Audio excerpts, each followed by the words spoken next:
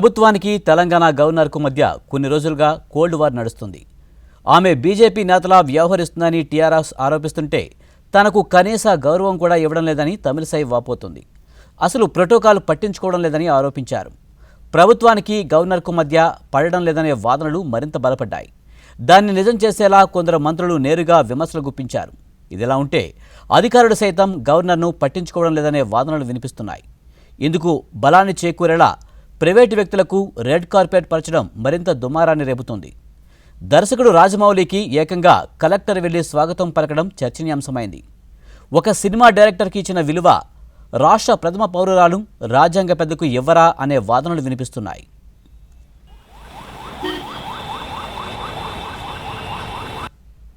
రామ అర్చనం చేస్తారు. ఇక్కడ ఎదురుగా ఉండే చతుష్ఠానార్చనము అని అంటే ఏమిటంటే విగ్రహ రూపంలో భగవంతుణ్ణి ఆరాధిస్తారు. Thank you, sir. Thank you for coming in the early morning. Madam. Sir, look here.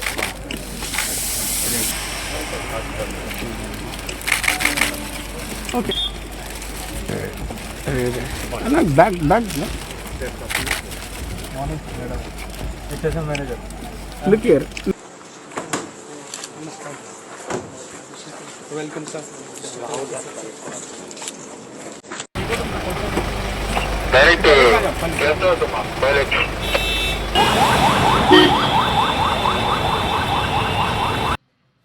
Rama అర్చనం చేస్తారు. ఇక్కడ ఎదురుగా ఉండే చతుష్ఠానార్చనము అని అంటే ఏమిటంటే విగ్రహ రూపంలో భగవంతుణ్ణి ఆరాధిస్తారు. Madam, just 1 minute. Thank you, sir. Thank you for coming in the early morning. Madam. Sir, look here.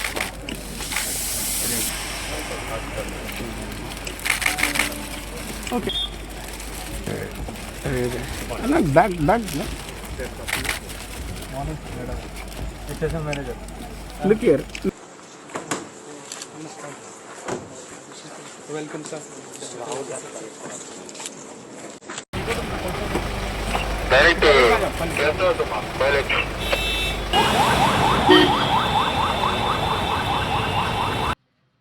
Rama అర్చనం చేస్తారు. ఇక్కడ ఎదురుగా ఉండే చతుష్ఠానార్చనము అని అంటే ఏమిటంటే విగ్రహ రూపంలో భగవంతుణ్ణి ఆరాధిస్తారు. Madam, just 1 minute. Thank you, sir. Thank you for coming in the early morning. Madam. Sir, look here. తెలంగాణలో ప్రోటోకాల్ వివాదం రోజురోజుకు ముదురుతోంది. సినీ సెలబ్రిటీలకు ఇచ్చిన ప్రోటోకాల్ రాష్ట్ర ప్రథమ పౌరులైన గవర్నర్కి ఇవ్వరా అంటూ గవర్నర్ స్వయంగా మీడియా ముందుకు వచ్చి ప్రశ్నిస్తున్న పరిస్థితి మనం చూసాం. అట్ ది సేమ్ టైం అసలు బ్యూరోక్రాట్స్ కూడా గవర్నర్ను పట్టించుకోవడం లేదు అనే విమర్శలు కూడా ఉన్నాయి. అసలు గవర్నర్కు రాజకీయ రంగు పులిమింది ఎవరు? దీనికి సంబంధించి మనతో మాట్లాడేందుకు శేషు గారు విశ్లేషకులు ఉన్నారు. ఆయనతో మాట్లాడదాం. శేషు గారు నమస్తే అండి. నమస్కారం సార్, గవర్నర్ విషయంలో ప్రభుత్వం ప్రోటోకాల్ పాటించడం లేదని గవర్నరే మీడియా ముందుకు వచ్చి చెప్తున్న పరిస్థితి మనం చూస్తున్నాం. అలాగే ప్రభుత్వం కూడా రాజ్భవన్కు రాజకీయాలు తీసుకొచ్చారంటూ విమర్శలు చేస్తూ ఉన్నారు. ఏదేమైనా కానీ ఒక రాష్ట్ర ప్రథమ పౌరులకి ప్రోటోకాల్ పాటించాల్సిన అవసరం లేదంటారా? తెలంగాణ రాష్ట్రంలో జరుగుతున్న వరుస సంఘటనలను చూస్తే మీరు చెప్తున్నటువంటి సందేహాలు బలపడుతున్నాయి. రాజ్ భవన్ కి ప్రగతి భవన్ కి మధ్య దూరం జరిగినట్లుగా ప్రభుత్వాధినేతకు రాజ్యాంగాధినేతకు మధ్య సఖ్యత చెడిపోయినట్లుగా మనకి కనపడుతున్నది ఈ పరిణామాలను చూస్తే. అయితే గవర్నర్ కి ముఖ్యమంత్రికి మధ్య ఎందుకు సంబంధాలు చెడిపోయాయి, దానికి కారణాలు ఏంటి, రాజకీయ అవసరాలు ఏంటి, ఇవన్నీ ఒక్క నిమిషం పక్కన పెడితే, మనం ప్రోటోకాల్ ఇదంతా ఒక్క నిమిషం పక్కన పెడితే మనం ఇక్కడ కీలకమైన అంశం ఏం చూడాలి అంటే తెలంగాణ రాష్ట్రం ఒక బడింగ్ స్టేట్, అంటే కొత్తగా ఏర్పాటైనటువంటి రాష్ట్రం. ఈ రాష్ట్రంకి కావలసినటువంటివి ఏంటి అనేది ఇక్కడ గనక మనం చూస్తే విభజన చట్టంలో పొందుపరిచినటువంటి హామీలు ఉంటాయి. ఆ హామీలన్నిటినీ కేంద్ర ప్రభుత్వం నుండి తీసుకురావాలి అంటే రాష్ట్ర ప్రభుత్వానికి కేంద్ర ప్రభుత్వానికి మధ్య సఖ్యత పెద్ద ఎత్తున ఉండాలి. ఇది పాయింట్ నెంబర్ 1. ఈ సఖ్యత చెడిపోయింది అనేటటువంటి విషయం మనకు చాలా స్పష్టంగా కనపడుతుంది. తెలంగాణ రాష్ట్ర ముఖ్యమంత్రికి, భారతదేశ ప్రధానమంత్రికి, తెలంగాణ రాష్ట్ర ప్రభుత్వానికి, భారత ప్రభుత్వానికి మధ్య రాజకీయ వైరుధ్యాలు చాలా స్పష్టంగా కనపడుతున్నాయి. ఇది పాయింట్ నెంబర్ 1. పాయింట్ నెంబర్ 2 ఏంటంటే రాష్ట్రంలో విత్ ఇన్ ద స్టేట్ లో ప్రభుత్వాధినేతకు రాజ్యాంగాధినేతకు మధ్య సఖ్యత ఉండాల్సినటువంటి అవసరం ఉంది. ఈ రెండు ఉంటే తెలంగాణ రాష్ట్రానికి మంచి జరుగుతుంది. కానీ అన్ఫార్చునేట్లీ ఇక్కడ కేంద్ర రాష్ట్ర ప్రభుత్వాలకు మధ్య సఖ్యత చెడిపోయింది, ప్రభుత్వాధినేతకు తర్వాత రాజ్యాంగాధినేతకు మధ్య సయోధ్య చెడిపోయింది. ఈ రెండు పరిణామాలు తెలంగాణ రాష్ట్రానికి నష్టం చేస్తాయి. ఏ విధంగా చూసినా గానీ ఈ జరుగుతున్న ఈ రెండు పరిణామాలు కొత్తగా ఏర్పాటైనటువంటి తెలంగాణ రాష్ట్రానికి ఖచ్చితంగా నష్టం చేసేటటువంటి అంశాలే. అయితే ఇక్కడ మనం చర్చలో తీసుకున్నది ఏంటి అనంటే, గవర్నర్ కి తెలంగాణ రాష్ట్ర ప్రభుత్వము ప్రోటోకాల్ నిబంధనలు పాటిస్తుందా లేదా అనేటటువంటి ఒక చర్చ గత 2 నెలలుగా తెలంగాణ రాష్ట్రంలో విస్తృతంగా జరుగుతున్నటువంటి అంశం. అయితే ఇక్కడ మనం చూడాల్సింది ఏంటంటే, అధికారంలో ఉన్నటువంటి వాళ్ళకి బాధ్యత ఎక్కువగా ఉంటుంది. అంటే ఇక్కడ మనం టిఆర్ఎస్ ని విమర్శించడానికి కాదు, కానీ అధికారంలో ఉన్నటువంటి వాళ్ళకి బాధ్యత ఎక్కువ ఉంటుంది. వచ్చేటటువంటి ప్రతి సమస్యను సానుకూలంగా పరిష్కరించుకోవాల్సినటువంటి అవసరం కూడా అధికార పార్టీకే ఉంటుంది. కానీ ఆ విధమైనటువంటి పరిణామాలు తెలంగాణ రాష్ట్రంలో జరగటం లేదు అనేది, ముఖ్యంగా గవర్నర్ విషయంలో తెలంగాణ రాష్ట్రం ఒకంత తప్పు చేస్తుందనేటటువంటి అభిప్రాయము రాష్ట్ర వ్యాప్తంగా ఏర్పడింది. దానికి ప్రధానమైనటువంటి కారణాలు మనం చూస్తే, అక్కడ సమ్మక్క సారక్క జాతర నుండి యాదాద్రి టెంపుల్ వరకు, యాదాద్రి టెంపుల్ నుంచి భద్రాద్రి టెంపుల్ వరకు జరిగినటువంటి పరిణామాలు, గవర్నర్ కు దక్కినటువంటి ప్రోటోకాల్ నిబంధనలు చూస్తే, తరువాత గణతంత్ర వేడుకల నుండి బడ్జెట్ సమావేశాలు ఉభయ సభలను ఉద్దేశించి ప్రసంగించే వరకు, అక్కడ నుండి రాజ్ భవన్ లో జరిగినటువంటి ఉగాది వేడుకల వరకు జరిగినటువంటి అన్ని పరిణామాలు గనక మనం చూస్తే 2 అంశాలు చాలా స్పష్టంగా కనపడుతున్నాయి. ఒకటి, రాష్ట్రంలో ఉన్న ప్రభుత్వాధినేత ముఖ్యమంత్రికి, రాష్ట్రంలో ఉన్న రాజ్యాంగాధినేత గవర్నర్ కి మధ్య సంబంధాలు లేవు, సరిగా లేవు, సౌద్భావ వాతావరణం లేదు అనే విషయం స్పష్టమవుతుంది. రెండో విషయం ఏమవుతుందనంటే, ఒక గవర్నరు ఒక విజిటింగ్ కి వస్తే ప్రోటోకాల్ ఏంటి? రాజ్యాంగం ఇచ్చినటువంటి ప్రోటోకాలే ఉందండి. ప్రభుత్వాలు తమ సొంతంగా ఇవ్వాల్సినటువంటి ప్రోటోకాల్ ఏమీ లేదు. ప్రోటోకాల్ 2 రకాలు ఉంది. ప్రోటోకాల్ ఏంటి అంటే, ఒకటి రాష్ట్ర ప్రభుత్వానికి సంబంధించినటువంటి మంత్రులు స్వాగతం పలకటం. ఒకవేళ వాళ్ళు అందుబాటులో అవకాశం లేకపోతే రాష్ట్ర పరిపాలనకు సంబంధించినటువంటి అడ్మినిస్ట్రేటివ్ అధికారులకు సంబంధించినటువంటి ప్రోటోకాల్. ఈ 2 ప్రోటోకాల్స్ మిస్ అవుతున్నట్లుగా మనకు కనపడుతుంది. పాయింట్ నెంబర్ 1 ఏంటి అనంటే, సమ్మక్క సారక్క జాతరకి గవర్నర్ వస్తున్నప్పుడు గవర్నర్ కి రవాణా సౌకర్యం కల్పించాల్సిన బాధ్యత రాష్ట్ర ప్రభుత్వంది. చాలా సందర్భాల్లో చాలా రాష్ట్రాల్లో గవర్నర్ కి ప్రభుత్వము హెలికాప్టర్ ని అరేంజ్ చేస్తుంది. ఇద్దరికి అరేంజ్ చేస్తుందండి. ఒకటి ముఖ్యమంత్రికి అరేంజ్ చేస్తుంది, ప్రభుత్వ లాంఛనాలతోటి ప్రభుత్వ ఖర్చుతోటి గవర్నర్ కి అరేంజ్ చేస్తుంది. కానీ గవర్నర్ కి అరేంజ్ చేయకపోవటం వల్ల గవర్నరు రోడ్డు మార్గం ద్వారా సమ్మక్క సారక్క జాతరకు వచ్చారు. అప్పటి వరకు జాతరలో ఉన్నటువంటి మంత్రులు గవర్నర్ వస్తుందని జాతర నుండి తప్పుకున్నారు. అక్కడ కేవలం అధికారులు మాత్రమే స్వాగతం పలికారు. ఇది పాయింట్ 1. పాయింట్ నెంబర్ 2 వచ్చేసి యాదాద్రి విజిటింగ్ వచ్చినప్పుడు మంత్రులు లేరు, అక్కడ స్థానిక ఎమ్మెల్యే లేరు, కనీసం ఆ యాదాద్రి ఈవో కూడా లేరు. అంటే ఇక్కడ అధికారులు కూడా ప్రోటోకాల్ ఇవ్వలేదు. యాక్చువల్ గా పూర్ణ కుంభం తోటి స్వాగతం పలకాల్సినటువంటి ఒక ప్రోటోకాల్ ఉంటది గవర్నర్ వస్తే. కానీ ఆ పూర్ణ కుంభం తోటి గవర్నర్ కి స్వాగతం పలకకపోగా కనీసం ఈవో కూడా అందుబాటులో లేదు. ఇక మూడోది వస్తే కొత్తగూడెం జిల్లా భద్రాద్రి టెంపుల్ కి గవర్నర్ గారు వెళ్లారు నిన్నటి రోజున.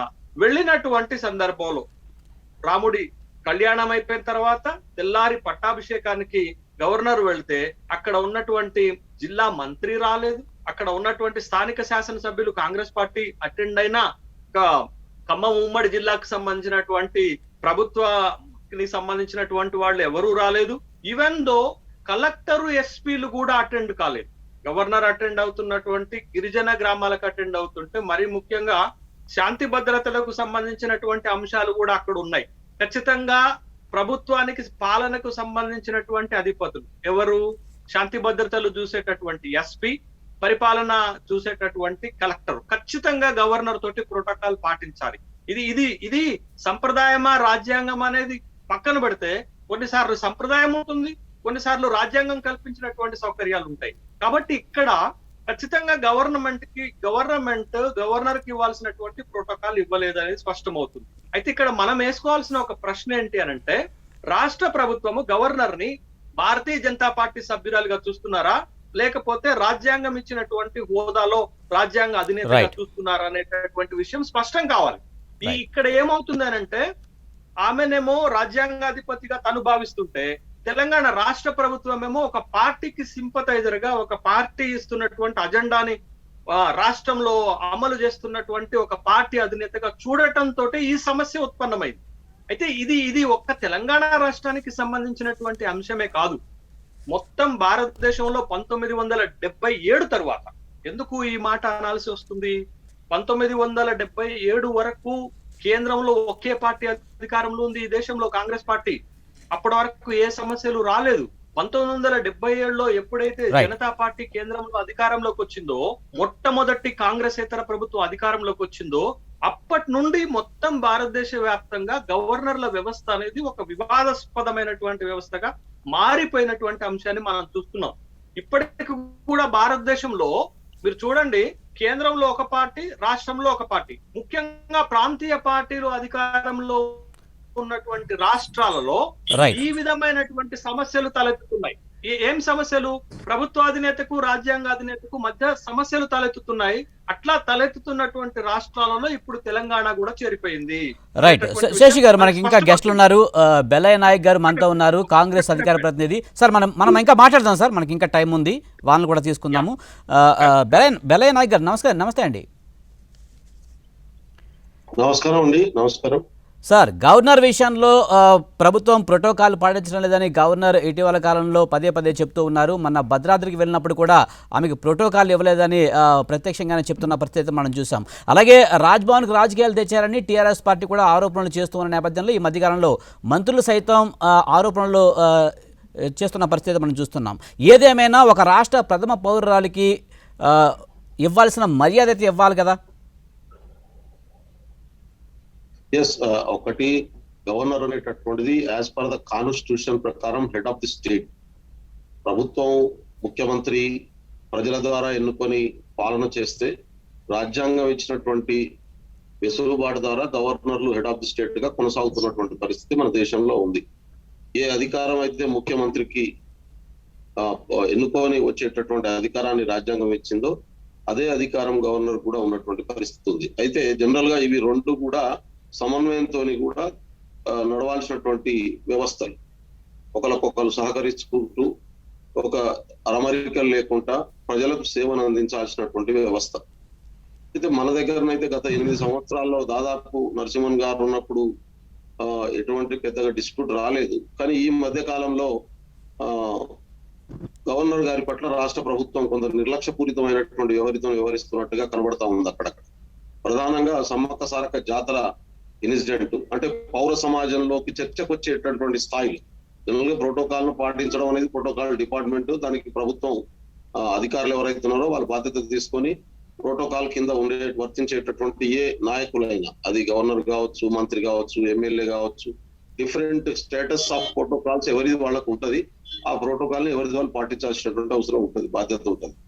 హెడ్ ఆఫ్ ది స్టేట్ వచ్చినప్పుడు అక్కడ అప్పటిదాకా ఉన్నటువంటి మంత్రులు గాయబ్ కావడం, కనీసం కలెక్టర్ లేకపోవడం, అది పక్కనే ఉన్నటువంటి ఎస్పీ కూడా రాకపోవడం అనేటటువంటిది ఏదైతే ఉందో ఒక రకంగా వాళ్ళు వాళ్ళ ప్రోటోకాల్ నే ఉల్లంఘించినటువంటి పరిస్థితి ఉంది. ఇది ఆక్షేపణీయం. అది రాజకీయంగా చూడాల్సినటువంటి అవసరం లేదు, బాధ్యతగా వాళ్ళు చేయాలి. సరే, రాజకీయ నాయకులకు రాజకీయ ప్రయోజనాలు ఉండొచ్చు, రాజకీయ కోణాలు ఉండొచ్చు, అధికారులకు ఉండాల్సినటువంటి అవసరం లేదు.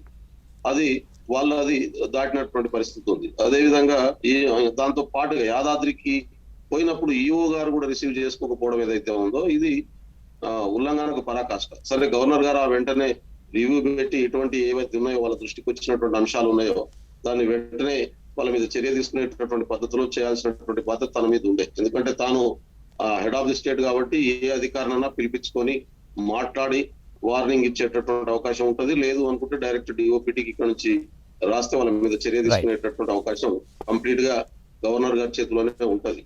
తాను అది చేయకుండా ఇక్కడ ఉన్నటువంటి అంశాన్ని కేంద్ర ప్రభుత్వంలో ప్రధానమంత్రికి, హోంమంత్రి గారికి డైరెక్ట్ వెళ్ళి చెప్పి వాళ్ళతో మాట్లాడిన తర్వాత మీడియా దగ్గరికి వచ్చి బయటికి మాట్లాడినటువంటి తీరు ఏదైతుందో తాను చాలా హుందాగా వ్యవహరించినటువంటి అప్పటిదాకా వ్యవహరించినటువంటి గవర్నర్ గారు మీడియాకి ఎక్కడం, నాకు అన్యాయం జరిగింది అని మాట్లాడడం, నా పట్ల నిర్లక్ష్యంగా వ్యవహరిస్తున్నానని చెప్పడం ఏదైతుందో అది ఆమె కొనసాగుతున్నటువంటి పోస్ట్ ఏదైతుందో గవర్నర్ అనేటటువంటి హోదా ఏదైతుందో ఆ హోదాను తగ్గించినట్టు అవుతుంది, దాని వాల్యూని తగ్గించేటటువంటి ప్రయత్నం అయితే తప్ప ఇంకోటి కాదు. ఖచ్చితంగా ఇక్కడ ఈ సంఘటన జరగడం వెనకాల బీజేపీ రాజకీయ కోణం ఉందనేది గట్టిగా చెప్పవచ్చు. బీజేపీ అప్పటిదాకా గవర్నర్ ఏ గౌరవంతోనైతే ఉన్నారో, ఎంత హుందాగా వ్యవహరించారో, నిజంగా కూడా ఎక్కడ కూడా తాను తన విలువను తగ్గించకుండా పనిచేసినటువంటి పరిస్థితి ఉంది. అంతవరకు మనం అప్రిషియేట్ చేయొచ్చు. కానీ బీజేపీ రాజకీయ కోణాన్ని అమలు చేసేటటువంటి అవకాశం ఉందని ఒకవైపు ఆరోపణ వస్తున్నటువంటి క్రమంలో ఇవాళ తాను అదే పని చేయడం, ప్రస్తుతం మాట్లాడడం అనేటటువంటిది ఖచ్చితంగా గవర్నర్ గారు హోదాను తగ్గించుకోవడం తప్ప ఇంకోటి కాదు. ఇది బీజేపీ గవర్నర్ ను రాజకీయంగా వాడింది అనేటటువంటి ప్రచారానికి అవకాశం కల్పించినటువంటి అవసరం. పరస్పరం రాజకీయ ప్రయోజనాల కోసం టీఆర్ఎస్ బీజేపీ పార్టీలు రాజ్యాంగం ఇచ్చినటువంటి అధికార వ్యవస్థల్ని దుర్వినియోగపరచడం ఏదైతే ఉందో ఇది ఆక్షేపణీయం. ప్రజల ప్రయోజనాల కోసం వాడాల్సినటువంటి అధికారాలని వాళ్ళు వ్యక్తిగత రాజకీయ పార్టీల బలోపేతం కోసం వాడడం అనేటటువంటి దుర్మార్గమైనటువంటి పరిస్థితి ఇది. Right sir, right. మనతో పాటు విజయ రామారావు గారు, మాజీ ఎమ్మెల్యే, బీజేపీ నేత మనతో ఉన్నారు. ఆయనతో మాట్లాడదాం. విజయ రామారావు నమస్తే అండి. నమస్తే మా మిత్రులందరికీ కూడా నమస్కారం. నమస్తే. రైట్ సార్, గవర్నర్ కి ప్రభుత్వానికి మధ్య ప్రోటోకాల్ ఫైట్ అయితే నడుస్తుంది. ఈ ఫైట్ ని మీరు ఎలా చూస్తారు? ఇది గవర్నర్ కావాలని సృష్టించినటువంటి అంశం కాదు. ఇది మా మిత్రులు, కాంగ్రెస్ మిత్రులు మాట్లాడుతున్నారు ముందేదో గవర్నర్లు వ్యవహరించిన విధానంలో అందులో బీజేపీ కోణం ఉన్నదని. వీళ్ళు లేని కోణాన్ని పరిశోధించి చెప్తున్నాడు మా కాంగ్రెస్ పార్టీ మిత్రుడు.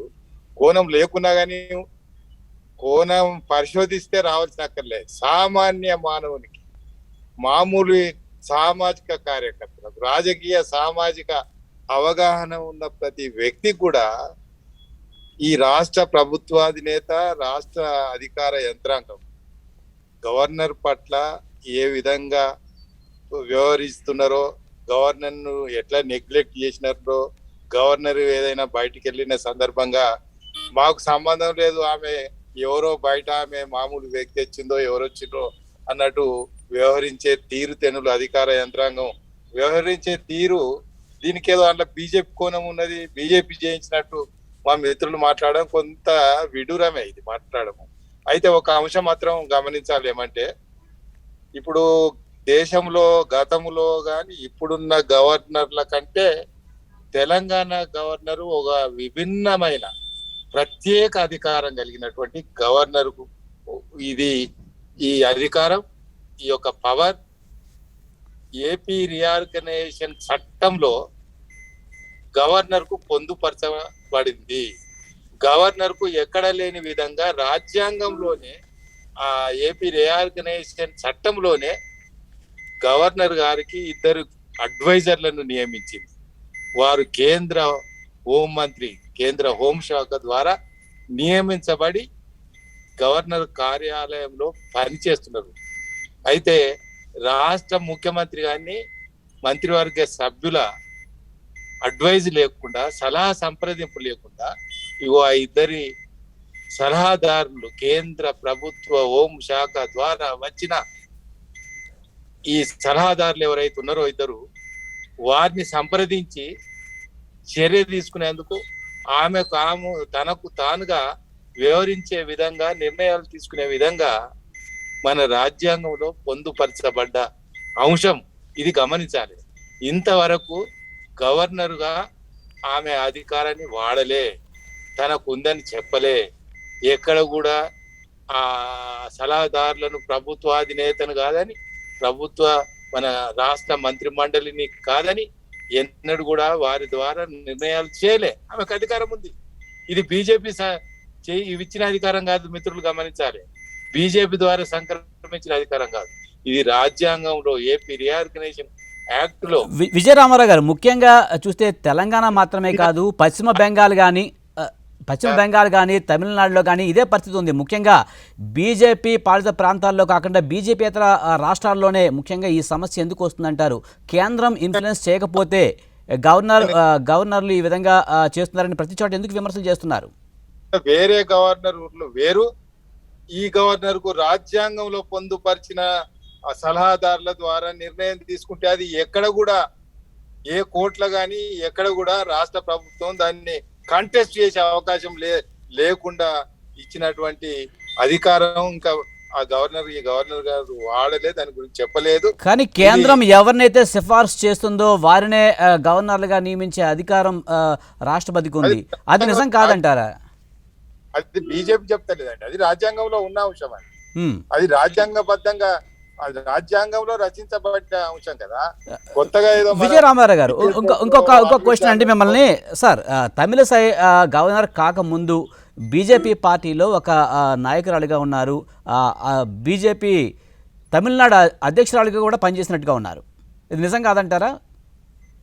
అయ్యో, ఇప్పుడు మీరు అట్లా మాట్లాడుతున్నారు. కాంగ్రెస్ పార్టీ 10 సంవత్సరాల 30 ఏళ్ళ 40 సంవత్సరాలు నిరంతరంగా కొనసాగిన సందర్భంలో కాంగ్రెస్ పార్టీలో పనిచేసినటువంటి కేంద్ర మంత్రులు, రాష్ట్ర ముఖ్యమంత్రులు, కాంగ్రెస్ పార్టీ నుండి ఎన్నికైనటువంటి ప్రజాప్రతినిధులు, తదనంతరం అధికారంలో వాళ్ళు క్షేత్రస్థాయిలో రాష్ట్ర స్థాయిలో అధికారం పొందని వాళ్ళు గవర్నర్ కాలేదా? ఇక్కడ ఏదో కొత్త సాంప్రదాయం అయినట్టు మా మిత్రులు కొంతమంది మీరు మీడియాలలో ఈ అంశాన్ని లేవనెత్తడం చర్చకు. విజయరామారావు గారు, గతంలో కూడా ఇలా జరిగింది, అది కాదనడం లేదు, కానీ ముఖ్యంగా పార్టీల నేపథ్యం ఉండబట్టే. పార్టీల నేపథ్యం గతంలో ఎన్ని రాష్ట్రాలకు వెళ్ళలేదండి. ఒకటి చెప్పన, బలరాం చాకర్ 1984లో లోక్సభ స్పీకర్, తర్వాత ఆయన మధ్యప్రదేశ్ గవర్నర్ అయ్యాడు. ఇప్పుడు ఓరా కాంగ్రెస్ పార్టీలో ఉన్న ఓరా ముఖ్యమంత్రి, లేదా ఇంకా అలాంటి వాళ్ళు చాలా మంది గవర్నర్లు అయినరు. ఎంతమంది కాలేదండి. ఏదో కొత్తగా బీజేపీ సృష్టించిన సాంప్రదాయంగా భావిస్తూ దీన్ని బదనాం చేస్తున్నారు. కానీ ఇదో కన్వెన్షన్, ఇదో సాంప్రదాయం, తరతరాలుగా కొనసాగుతున్న దాన్ని దీన్ని చర్చనీయాంశంగా చేస్తే చర్చ కూడా పెట్టచ్చు, అభ్యంతరం లేదు. గతంలో ఏదో విధంగా అయింది, ఎందుకు అయింది, ఇప్పుడు ఎందుకు అవ్వకూడదు అనేది చర్చకు తీసుకోవచ్చు మనం.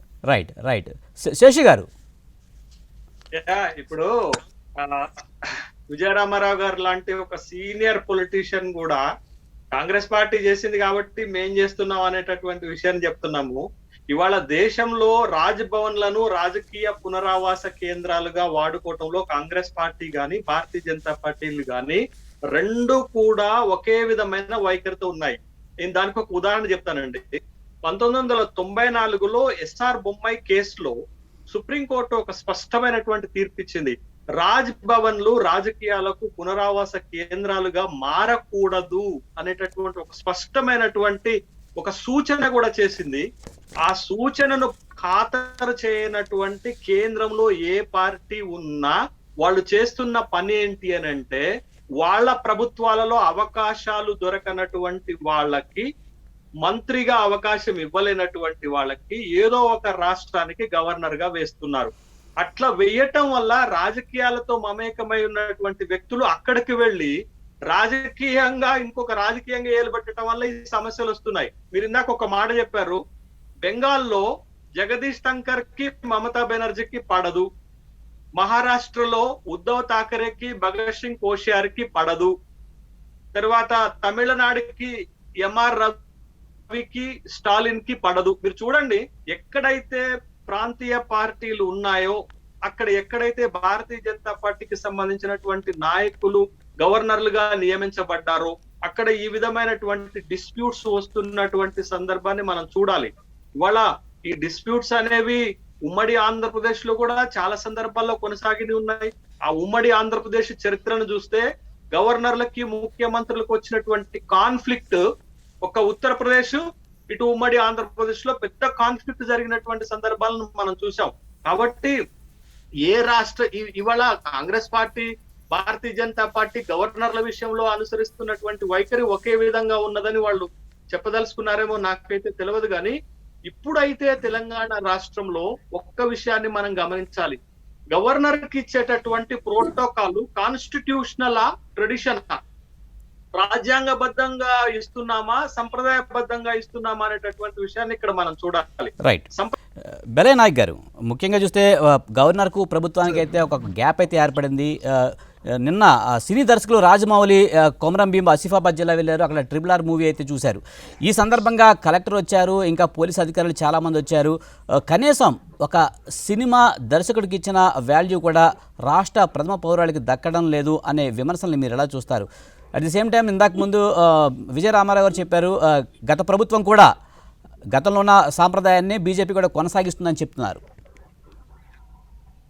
నేనేమన్నంటే సాంప్రదాయాలు కొనసాగించరా, సాంప్రదాయాలు మార్చుకోవచ్చు, వదులుకోవచ్చు. కానీ రాజ్యాంగబద్ధమైనటువంటి కొన్ని నిర్ణయాలు ఉంటాయి, పద్ధతులు ఉంటాయి. దాన్ని అది సాంప్రదాయం అన్నారు. ఇది కాన్స్టిట్యూషనల్ మ్యాండేటరీ అయితే అది చేయాల్సినటువంటి అవసరం ఉంది. ఇప్పుడు ఇక్కడ ఉభయ సభలకు సంబంధించినటువంటి బడ్జెట్ సమావేశాలప్పుడు జనరల్ గా గవర్నర్ తోని ప్రసంగం పెట్టుకున్న తర్వాత ఆ గవర్నర్ ప్రసంగం మీద అందరు సభ్యులు మాట్లాడి ఆ సందర్భంగా మిగతా అంశాలను కూడా చర్చించి వాళ్ళ దగ్గర ఉన్నటువంటి సమస్యలు కూడా చెప్పుకునేటటువంటి అవకాశం ఉంటుంది. ఆ సాంప్రదాయాన్ని టెక్నికల్ అంశం అడ్డం పెట్టేసి ప్రభుత్వం పక్కన పెట్టేసినటువంటి పరిస్థితి ఉంది. ఇది ఒక రకంగా నిజంగా ఈ తప్పు ప్రభుత్వమే చేసేది. సరే, రాజకీయంగా వాళ్లకు టిఆర్ఎస్ కు బీజేపీకి మధ్యన ఇవాళ కాంట్రడిక్షన్ ఉండొచ్చు, లేదా కాంట్రడిక్షన్ ఉన్నట్టుగా క్రియేట్ చేసేటటువంటి పనికి పూనుకోవచ్చు, లేదా ఒకరు ఇవాళ మనం నెగిటివ్ కేంద్రంలో ఉన్న అధికార పార్టీకి రాష్ట్రంలో ఉన్న అధికార పార్టీ పోటీ, రాష్ట్రంలో ఉన్న అధికార పార్టీకి కేంద్రంలో ఉన్న అధికార పార్టీ పోటీ అని ప్రజల్ని నమ్మించడం కోసం, మభ్యపెట్టడం కోసం, భ్రమింపజేయడం కోసం ఇది ఉపయోగపడుతుందని చెప్పి అనుకొని అధికారంలో ఉన్నటువంటి పార్టీ అనుకోవచ్చు. కానీ దాని వలన ఇప్పటిదాకా మిత్రులు చెప్తున్నట్టు అక్కడక్కడ ఎక్కడెక్కడైతే గవర్నర్ల వ్యవస్థలో ఉన్నటువంటి వ్యక్తులు దుర్వినియోగం చేసినటువంటి పద్ధతులు ఉన్నాయో దాన్ని చెప్పుకుంటా వస్తున్నారు. ఇది కూడా అదే కోవలో పోయేటటువంటి అవకాశం ఉంటుంది. మరొక బ్యాడ్ ఎగ్జాంపుల్ గా మిగిలిపోయేటటువంటి అవకాశం ఉంది. రెండవది, రాజ్యాంగ పరంగా ఉన్నటువంటి వ్యవస్థల్ని రాజనీతిలో నిష్ణాతులైనటువంటి వ్యక్తులనే గవర్నర్ గా నియమిస్తారు. రాజకీయ పార్టీల నుంచి వచ్చినటువంటి వాళ్ళే నియమించబడతారు, మంత్రులుగా చేసినటువంటి వాళ్ళే నియమించబడతారు, సీనియర్స్ నే నియమించబడతారు. అదేమో రాజ్యాంగ వ్యతిరేకమైనటువంటి చర్య అన్నట్టు మా మిత్రుడు ఎవరు మాట్లాడుతున్నారు. అది కరెక్ట్ కాదు. లేకుంటే ఐఏఎస్ ఆఫీసర్లను, ఐపీఎస్ ఆఫీసర్లను, రిటైర్డ్ అధికారులను పెట్టరు కదా. ఉద్దేశించి మాట్లాడకపోవడం బీజేపీ పార్టీ తప్పిదమ్మా. అది ఉభయ సభలను ఉద్దేశించి మాట్లాడనివ్వని ప్రభుత్వం దానికి కనీసం స్పందన కూడా ఉండకూడదు. ఆ గవర్నర్ దగ్గర నుండి అధికార యంత్రాంగం ఎక్కడ కూడా ఆమెకు ఆహ్వానించక, పట్టించుకోక నిర్లక్ష్యం చేస్తున్న సందర్భంగా గవర్నర్ కు కనీసం స్పందించడం కూడా దానికి బీజేపీ కోణం అంట. బీజేపీ కోణం గవర్నర్ ఏ అంశంలో బీజేపీ కోణం తీసుకున్నది, బీజేపీ లాభించగలిగిన చర్య ఏం చేసింది గవర్నరు? లేని అడ్డగడుతున్నారు. ఆమెకు శాసనసభను ఉద్దేశించి మాట్లాడనివ్వని అవకాశం ఇవ్వలే. గవర్నర్ ఏమన్నా దాన్ని ఇష్యూ చేసిందా? మీకు ఆమె గవర్నరు దేవాలయానికి పోతే, యాదగిరి గుట్టకు పోతే కలెక్టర్ రాలే, భద్రాచలంలో పోతే రాలే. అది బీజేపీ కోణం ఏముంది అందులో? మీరు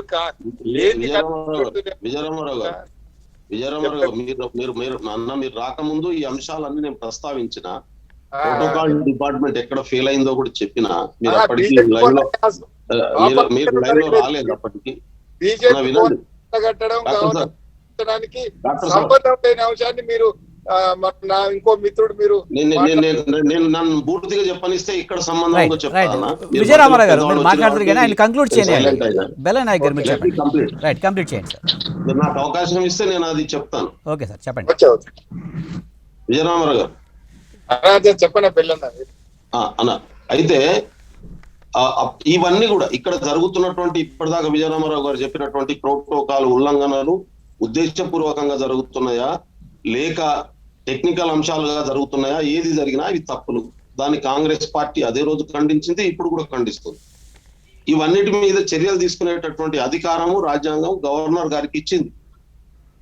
ఆ చర్యలు తీసుకోగలిగినటువంటి శక్తి ఉంది. నేను ఇంకో ఎగ్జాంపుల్ కూడా చెప్తాను. 5th షెడ్యూల్డ్ ఏరియా మీద పూర్తి అధికారాలు గవర్నర్ గారికే ఉంటాయి. రాష్ట్ర క్యాబినెట్ అప్రూవల్ లేకుండా కూడా జీవోలు జారీ చేసేటటువంటి అధికారం గవర్నర్కి ఉంటుంది.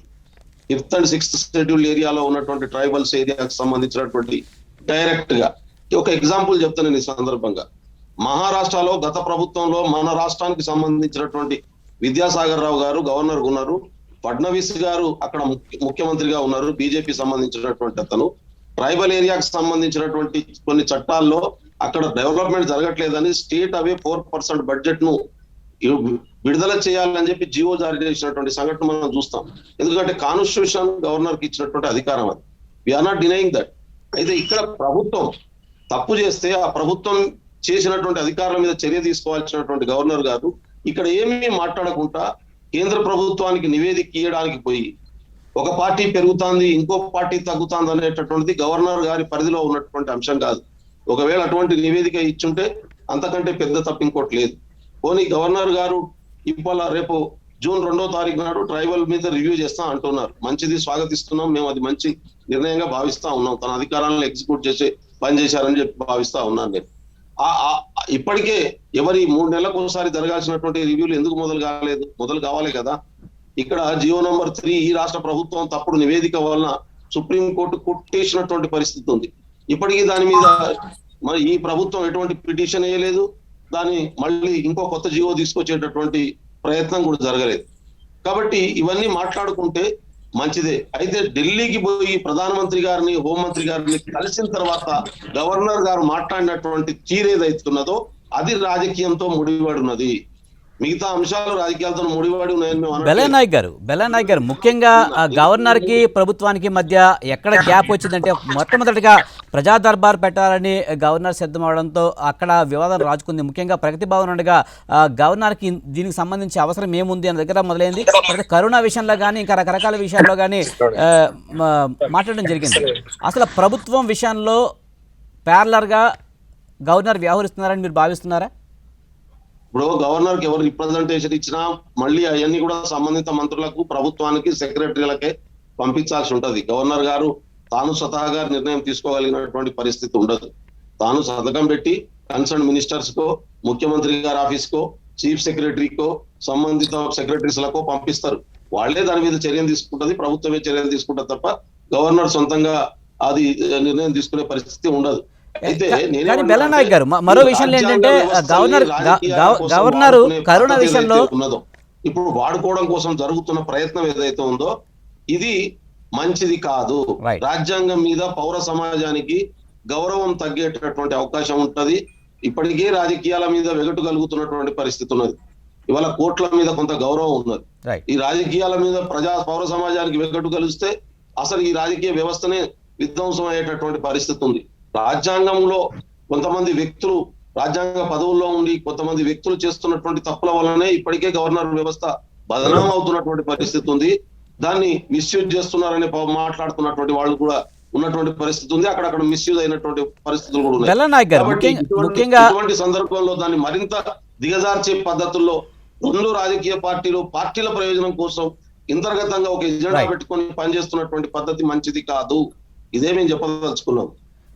ముఖ్యంగా కరోనా సమయంలో కూడా ప్రభుత్వ కోణంలో జరిగేటటువంటి క్రీడ, ఈ రాజకీయ క్రీడ రాజ్యాంగంకు బలహీనపరుస్తాయి, రాజ్యాంగ సంస్థల్ని బలహీనపరుస్తాయి. అదే మా వాదన. రైట్. బెల్లనాయక్ గారు ముఖ్యంగా కరోనా సమయంలో గవర్నర్ నేరుగా ప్రభుత్వానికి సలహాలు ఇవ్వకుండా డైరెక్ట్గా ప్రభుత్వం మీద విమర్శలు చేయడం కూడా రాజకీయంగా దుమారం రేగింది. ఇవన్నీ చూస్తే గవర్నర్ కూడా పక్షపాత ధోరణితోనే ఉన్నారనుకోవాలా? నేను అదే అన్నాను కదండి, ఇప్పటిదాకా పక్షపాతంగా కనబడలే. ఆమె ఉన్నదో లేదో తెలియదు. ప్రధానమంత్రిని కలిసేదాకా తాను హుందాగానే వ్యవహరించింది, గౌరవంగానే వ్యవహరించింది. ఎందుకు ముఖ్యమంత్రి గారు నరసింహన్ గారు ఉన్నప్పుడు 15 రోజులకు ఒకసారి, వారం రోజులకు ఒకసారి పోయేది, అట్లా పోతుంటే కూడా పోయేటాడు. ఈ గవర్నర్ ఎందుకు కలవాడు? పోయి కూర్చొని మాట్లాడుకుంటే అన్ని పంచాయతీలు తెగిపోతాయి కదా, వాళ్ళ మధ్యన ఏమైనా గ్యాప్ ఉంటా పోతుంది కదా, ఎందుకు పోగొట్టుకోరు?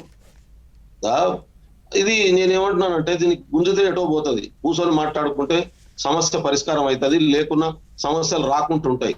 కానీ ఎవరి ఎజెండా వాళ్ళు పెట్టుకొని, ముంగటేమో రాజ్యాంగ సంస్థల పదవులను పెట్టుకొని, వెనకనేమో ఎవరి పద్ధతుల్లో వాళ్ళు ముందుకు పోతాం అనేటటువంటి పద్ధతి ఏదైతుందో ఇది బెల్లనాయక్ గారు దీనికి సంబంధించి గవర్నర్ ఒక స్టేట్మెంట్ కూడా ఇచ్చారు గతంలోనూ. నేను ప్రభుత్వానికి ఏమీ వ్యతిరేకం కాదు, రాజ్భవన్ తలుపులు ఎప్పుడు తెరిచే ఉంటాయి, సీఎం మంత్రులు ఎప్పుడైనా రావచ్చు, కూర్చుని మాట్లాడుకోవచ్చు, ఏదైనా సమస్య ఉంటే తీర్చుకోవచ్చు అని తమిళసై నుంచి అయితే ఒక స్టేట్మెంట్ వచ్చింది. కానీ ప్రభుత్వం దీనికి సంబంధించి ఏమీ నిర్ణయాలు తీసుకోలేదు. ఇది ఎలా చూడాలి? ఇప్పుడు ఎవరన్నా రావచ్చు, వాస్తవం కదా, మంత్రులు రావచ్చు, పౌరులు రావచ్చు, ఎవరన్నా గవర్నర్ కలిసేటటువంటి హక్కు ఉంటుంది. విత్ అపాయింట్మెంట్ కలుస్తారు, తప్పేం కాదు అది. ఇవాళ మా కాంగ్రెస్ పార్టీ నాయకులంతా పోయి, మా టీం అంతా పోయి కలిసింది, ఒక రిప్రజెంటేషన్ ఇచ్చింది. సహజం, అది ఇట్స్ న్యాచురల్ ప్రాసెస్. ఇది ప్రతి ఒక్కరు కలిసి రిప్రజెంట్ చేయడం అనేది ఏదో ప్రభుత్వానికి ప్యారలల్ అవుతుంది అనేటటువంటి పద్ధతి ఏదైతే ఉందో అది కరెక్ట్ కాదు. గతంలో కూడా చాలా మంది గవర్నర్లను, ప్రధానమంత్రులను, ఆ రాష్ట్రపతులను కలిసి రిప్రజెంటేషన్ ఇవ్వడం అనేటటువంటిది తమ సమస్యల్ని రాజ్యాంగబద్ధ వ్యవస్థల దృష్టికి తీసుకెళ్లడం అవుతుంది. అది నేరం కాదు, ఘోరం కాదు, దానివల్ల జరిగేటటువంటి నష్టం కాదు. అయితే నా పెర్సీ మీద ఈ ప్రభుత్వం నడుస్తుంది, నేను దలుచుకుంటే ఈ ప్రభుత్వాన్ని నడవనీయకుండా చేస్తా అనేటటువంటి కూల్చి దాని అనే మాట ఏదైతే ప్రస్తుతం గవర్నర్ గారు మాట్లాడారో ఇది తీవ్రమైనటువంటి ఆక్షేపణీయమైనటువంటి మాట.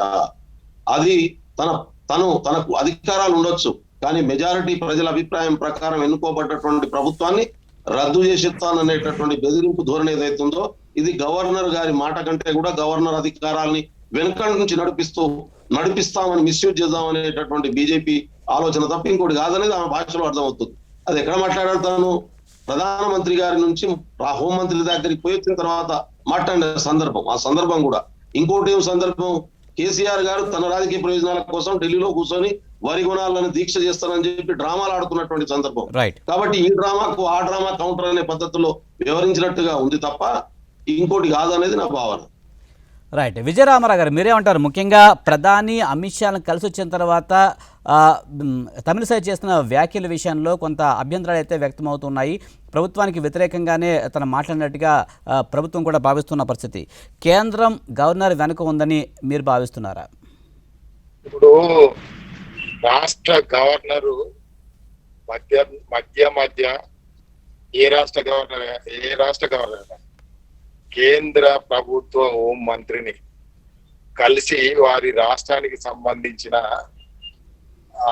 ఇక్కడ జరుగుతున్న వ్యవహారాలను నివేదించడం అది పరిపాలన, అది రాజ్యాంగ ధర్మం, విద్యుక్త ధర్మం. గవర్నర్ మంచి పరిపాలన జరుగుతుంది, అవినీతి పరిపాలన జరుగుతుంది, నిజాయితీగా జరుగుతుంది, బ్రహ్మాండంగా ఉంది అని కేంద్రానికి వాళ్ళు రిపోర్ట్ ఇచ్చుకుంటారు.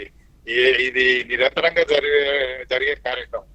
అందులో మా బెల్లనాయక్ చెప్పినట్టు తగ్గించి ఈ పార్టీని పెంచేందుకు, ఈ పార్టీని పెంచి ఆ పార్టీని నిర్మూలించేందుకు రిపోర్ట్ ఇచ్చినట్టు మా మిత్రులు చెప్తున్నారు. మరి వీరికి ఏదైనా ఆ రిపోర్ట్ వీరికి అందిందా, మీరు చూసిరా, వీళ్ళ ఊహకానా?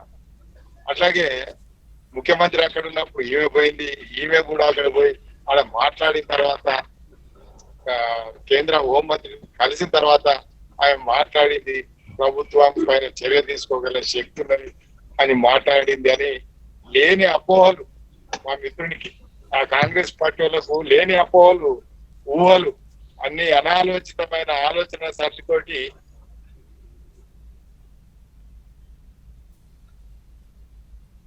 గవర్నర్ మీద అపవాదం వేశారు. పార్టీలు కాకుండా ప్రజలు, బీజేపీ పార్టీ, కాంగ్రెస్ పార్టీ కాకుండా జన బాహుల్యం ఉంది, వాళ్ళు చూస్తున్నారు.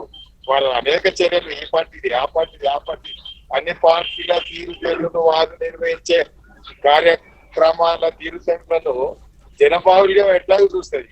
అయితే గవర్నర్ పోయి రిపోర్ట్ ఇచ్చి గవర్నర్ హోంమంత్రి గారిని కలిసి ప్రెస్ కు మాట్లాడిన సందర్భాలకు బాగా ఆవేదన, ఆమె దిగమింగుతూ ప్రెస్ అడిగితే చెప్పింది.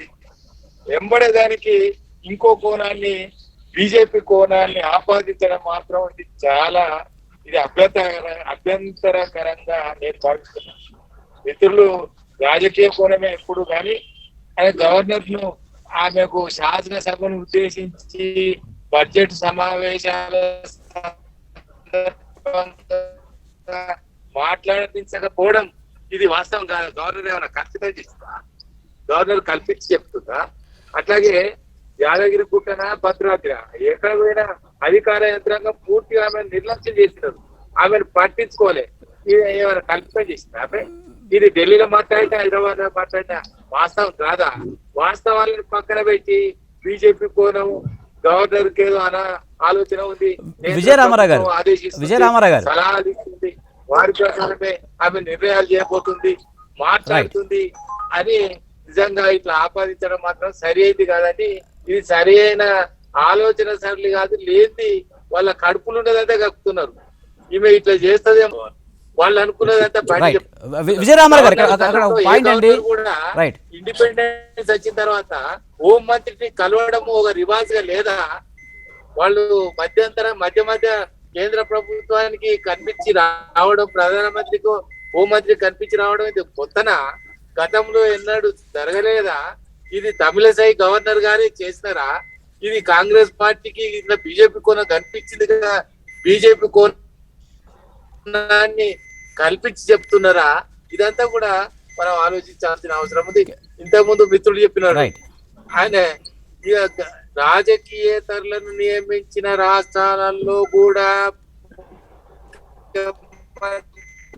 విజయరామారావు గారు ఇక్కడ ఒక పాయింట్ అండి. ముఖ్యంగా భారతదేశంలో తెలంగాణ కూడా ఒక రాష్ట్రమే, కానీ రాష్ట్రంలో అనేక సమస్యలకు సంబంధించి సీఎం ప్రధానితో మాట్లాడడానికి అపాయింట్మెంట్ కొడితే దొరకని అపాయింట్మెంట్ గవర్నర్ తమిళసైకి దొరుకుతుంది, అలాగే బీజేపీ రాష్ట్ర నాయకులు దొరుకుతుంది, కానీ సీఎం దొరకపోవడానికి కారణం. రైట్ విజయరామారావు గారు నా వాయిస్ వినిపిస్తుందండి? అవన్నీ బయటకు గవర్నర్ మాట్లాడింది కావచ్చు, మాట్లాడి అని బయటకు వస్తుందా? వినిపిస్తుందండి? హలో విజయరామారావు గారు చెప్పండి. భారతదేశంలో తెలంగాణ కూడా రాష్ట్రమే కదా, సీఎం అపాయింట్మెంట్ కోరితే ఇవ్వని కేంద్రం గవర్నర్ తమిళసైకి ఇస్తుంది, అలాగే రాష్ట్ర బీజేపీ నేతలకు ఇస్తుంది. ఇది మీరు వివక్ష కాదంటారా? అరే ఎట్లా అంటే మీరు ఈ అంశం గతంలో తెలంగాణ ముఖ్యమంత్రి అనేక సందర్భాలలో కేంద్ర ప్రభుత్వ మంత్రివర్గాన్ని ప్రధానమంత్రిని కలిసిన సందర్భాలు అసలే లేక తమిళసై గవర్నర్ గారికే అపాయింట్మెంట్ ఇస్తే మీ ప్రశ్న ఉద్భవించాలి. ఎన్నిసార్లు ఇవ్వలే, ఎన్నిసార్లు వాళ్ళతో మాట్లాడలే? అసలు గవర్నర్ ఆయన తమిళసై గారు గవర్నర్, రెస్పెక్టబుల్ గవర్నర్ గారు, ఆమె మొదటిసారి పోయి ఢిల్లీలో కలిసింది, ఎన్నడూ కలవలే. వీళ్ళ మంత్రులు, వీళ్ళ ముఖ్యమంత్రి ఈ రాష్ట్రమే కాకుండా ఇతర రాష్ట్రాల నుంచి ఎన్ని సందర్భాలల్లో కేంద్ర మంత్రులను కలవలే, వారికి అపాయింట్మెంట్ ఇవ్వలేదా కేంద్రం? ప్రధానమంత్రి కలవలేదా? ఇతర పార్టీల ముఖ్యమంత్రులైనా వివక్ష చూపెట్టకుండా చిన్న రాష్ట్రమా పెద్ద రాష్ట్రమా అని పరిగణలోకి తీసుకుండా అనేక సందర్భాలలో చాలా మంది ముఖ్యమంత్రులకు ప్రధానమంత్రి మోడీ గారు అపాయింట్మెంట్లు ఇచ్చినారు, వారి సమస్యలు విన్నాడు, పరిష్కరించే ప్రయత్నం చేసినారు, సావధానంగా పరిష్కరించారు, సమాధానం చెప్పిన సందర్భాలే అనేకం. కానీ ఎవరికి కూడా అపాయింట్మెంట్ ఇయ్యక తప్పించుకొని సమస్యను సాగదీసి ప్రొలాంగ్ చేసి పరిష్కరించకుండా ఉన్న సందర్భాలు ప్రధానమంత్రి మోడీ హయాంలో చాలా రేరుగా జరిగిన అంశాలుగా నేను రైట్ విజయరామారావు గారు. రైట్, ఇక దీనికి సంబంధించి కిషన్ రెడ్డి గారు టీఆర్ఎస్ నాయకులు మనతో ఉన్నారు. కిషన్ రెడ్డి గారు నమస్తే అండి. నమస్తే సార్. సార్, ఇప్పుడు గవర్నర్కి ప్రోటోకాల్ పాటించడం లేదు ప్రభుత్వం అనే విమర్శల నేపథ్యంలో మీరేమంటారు? కావాలని టార్గెట్గా చేస్తుంది అనే విమర్శలు వస్తున్నాయి. గత 8 సంవత్సరాల నుంచి కూడా కేసీఆర్ గారు తెలంగాణ రాష్ట్రం వచ్చినాక ఆ రోజున్న గవర్నర్ నరసింహారావు గారిని కావచ్చు, ఆయన తెలంగాణ ఉద్యమంలో మాకు సహకరించకుండా వ్యతిరేకంగా చేసిన తెలంగాణ రాష్ట్రం రాగానే గౌరవ ముఖ్యమంత్రి గారు నరసింహన్ గారి దగ్గరికి స్వయంగా వెళ్ళి ఆయనను గౌరవించి ఆయన ప్రోటోకాల్ పాటించి ఆయన పీరియడ్ ఎంత ఉందో అన్ని రోజులు సగౌరవంగా రాష్ట్ర ప్రభుత్వం ఒక గవర్నర్కు ఇవ్వాల్సిన గౌరవాన్ని ఇవ్వడం జరిగింది. ఒక గవర్నర్ గారికే కాదు, ఎవరికైనా కానీ కేసీఆర్ గారు టీఆర్ఎస్ పార్టీ ప్రోటోకాల్ని పాటిస్తుంది, గౌరవిస్తుంది.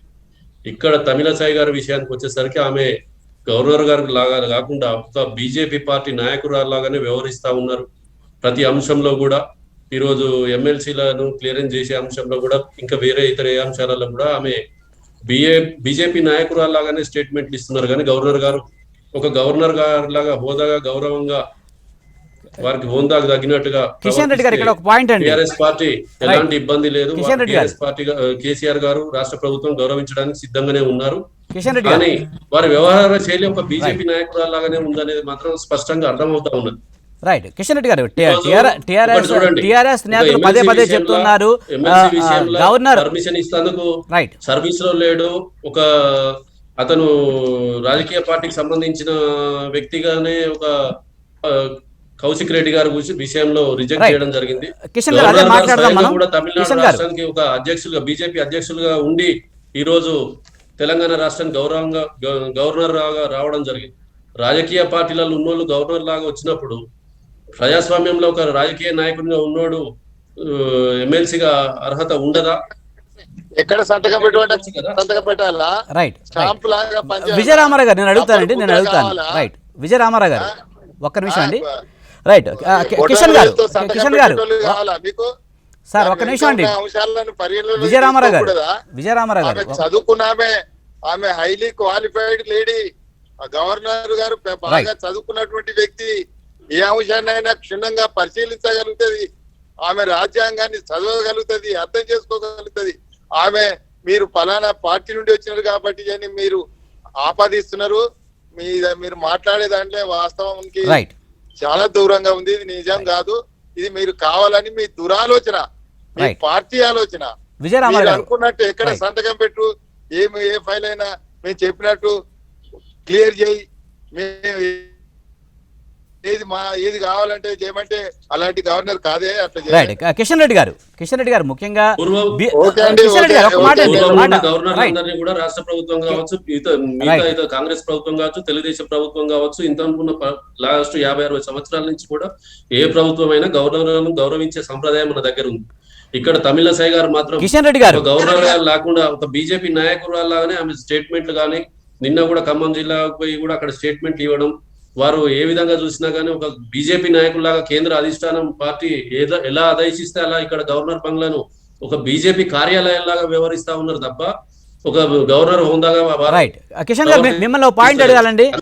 కిషన్ గారు కావచ్చు, ఏదైనా కావచ్చు, వాళ్ళు బీజేపీ నాయకులుగా ప్రవర్తించినప్పుడు మేము కూడా ఆపోజిట్ గా అట్లనే ప్రవర్తించాల్సి వస్తుంది తప్ప వాళ్ళు గవర్నర్ లాగా వారు ప్రవర్తిస్తే ప్రభుత్వం కూడా వారికి తగిన గౌరవం మర్యాద ఇస్తారు అనేది కూడా మేము ఇక్కడ ఒక విజయరామారావు గారు గుర్తుంచుకోవాలి. కిషన్ రెడ్డి గారు మీరు చెప్తున్నారు గవర్నర్ తమిళసై అయితే బీజేపీ నాయకురాలాగా ప్రవర్తిస్తుంది, అలాగే బిహేవ్ చేస్తున్నారని చెప్తూ ఉన్నారు.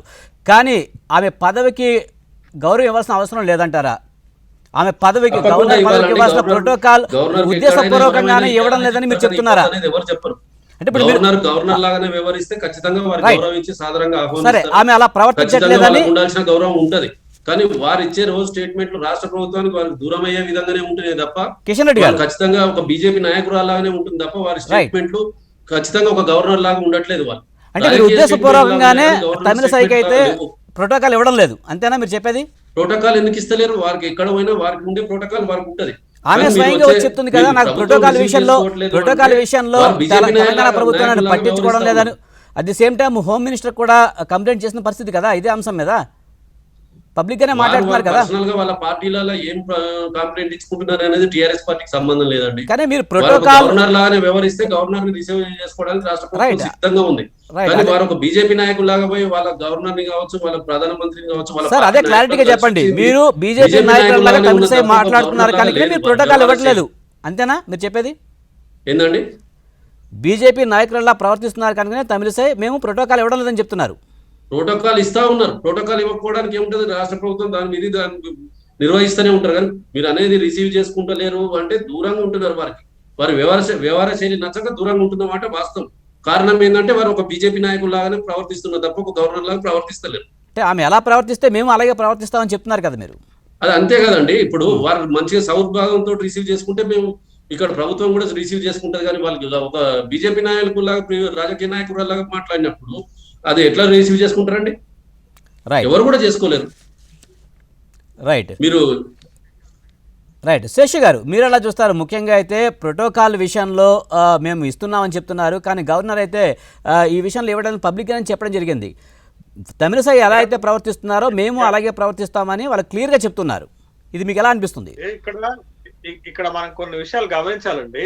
ఒకటి ఏంటి అని అంటే, గవర్నర్లు క్రియాశీలకంగా వ్యవహరించడం ప్రజాప్రభుత్వాలకు నచ్చదు. అది టిఆర్ఎస్ కావచ్చు, భారతీయ జనతా పార్టీ కావచ్చు, కాంగ్రెస్ పార్టీ కావచ్చు.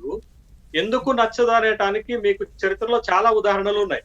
మన పక్కన ఉన్నటువంటి తమిళనాడుకి మర్రి చెన్నారెడ్డి గారు గవర్నర్ గా వ్యవహరించారు. మర్రి చెన్నారెడ్డి గారు గవర్నర్ గా ఉన్నప్పుడు తమిళనాడులో ఉన్నటువంటి జయలలిత ప్రభుత్వానికి మర్రి చెన్నారెడ్డికి పడేది కాదు. దానికి కారణం ఏంటి అని అంటే, రాజ్ భవన్ లో ఆయన ప్రజా దర్బార్ పెట్టారు. ప్రజలు నిత్యం కలుసుకునేటటువంటి వాళ్ళు.